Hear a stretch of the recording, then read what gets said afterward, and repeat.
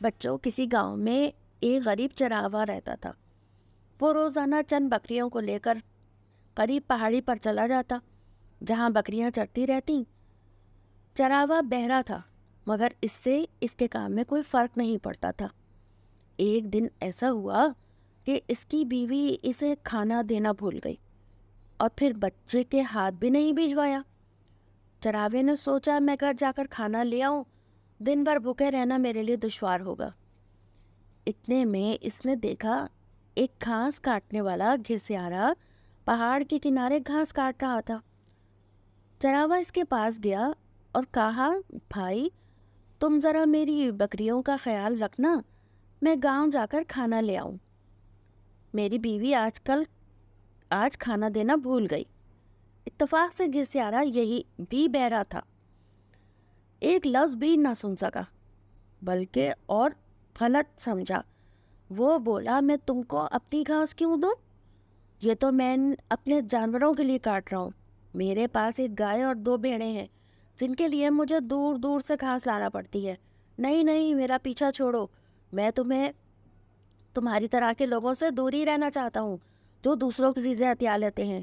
اتنا کہہ کر اس نے ہاتھ ہلایا اور زور زور سے ہنسنے لگا۔ چراغا اس کی بات نہ سن سکا۔ وہ بولا، شکریہ شکریہ میرے دوست، تم نے راضی ہو کر مجھ پر بڑا احسان کیا، میں بہت جلد آؤں گا۔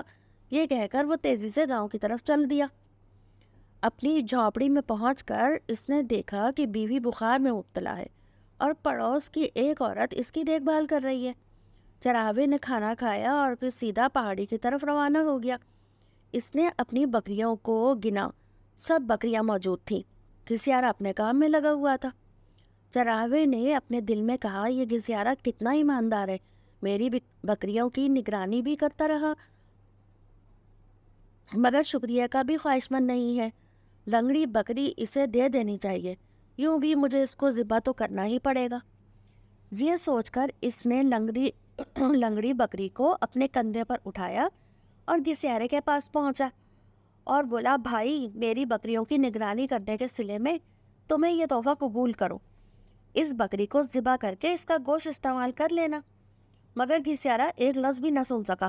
وہ غصے سے چلا کر کہا، چراغے، مجھے نہیں معلوم کہ تمہاری غیر حاضری میں کیا ہوا، تمہاری بکری کی ٹانگ ٹوٹ گئی تو میں اس کا ذمہ دار نہیں، میں تو گھاس کاٹ رہا تھا، چلے جاؤ ورنہ ماروں گا۔ چراغا سمجھ نہیں سکا کہ گھسیارا ناراض کیوں ہو رہا ہے۔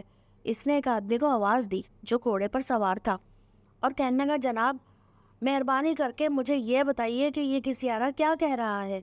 میں بہرا ہوں، میری سمجھ میں نہیں آتا کہ یہ میرا تحفہ قبول کیوں نہیں کر رہا۔ اس کے بعد چراغا اور گھسیارا دونوں چلا کر اس مسافر سے بات کرنے لگے۔ وہ سوار گھوڑے سے اتر کر ان کے قریب آ گیا۔ یہ سوار گھوڑا چرایا کرتا تھا اور یہ بھی بہرا تھا، لہٰذا وہ بھی نہیں سمجھ سکا کہ یہ دونوں کیا کہہ رہے ہیں۔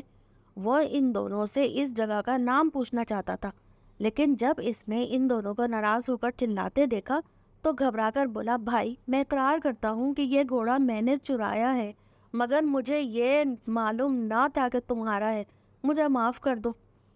اتنے میں گھسیارا چلایا، بکری کے لنگڑے ہونے میں میرا کوئی قصور نہیں۔ چراغا چلایا، اس سے پوچھو یہ میری تحفہ قبول کیوں نہیں کرتا، میں تو شکریہ کے طور پر اس کو یہ دے رہا ہوں۔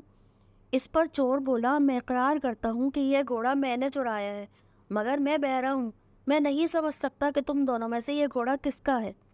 اسی اثنا میں ایک بوڑھا وہاں آ گیا۔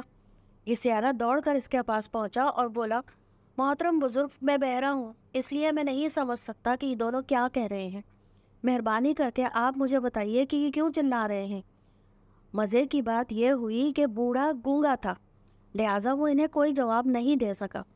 بہرحال وہ ان سب کے قریب آیا اور ان تینوں کو چہرے کو غور سے دیکھنے لگا۔ اس وقت تک تینوں بہرے خاموش ہو چکے تھے۔ بوڑھا اتنی دیر تک ان کے چہروں کو گھورتا رہا کہ وہ گھبرا گئے۔ اس کی چمکدار سیاہ آنکھیں تھیں۔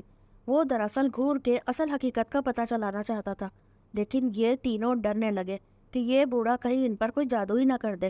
چنانچہ چور فوراً گھوڑے پر سوار ہو کر تیزی سے بھاگ گیا۔ چراغے نے جلدی جلدی اپنی بکریوں کو جمع کیا اور انہیں بھگا کر اپنے گھر کی طرف تیزی سے روانہ ہو گیا۔ گھسیاڑے نے اپنی نظریں نیچے کر لی اور گھاس کا گڑھا اپنے کندھے پر اٹھا کر تیزی سے اپنے گھر کی طرف چل دیا۔ بوڑھے نے جاتے دیکھتا رہا اور چند منٹ بعد وہ بھی چلا گیا۔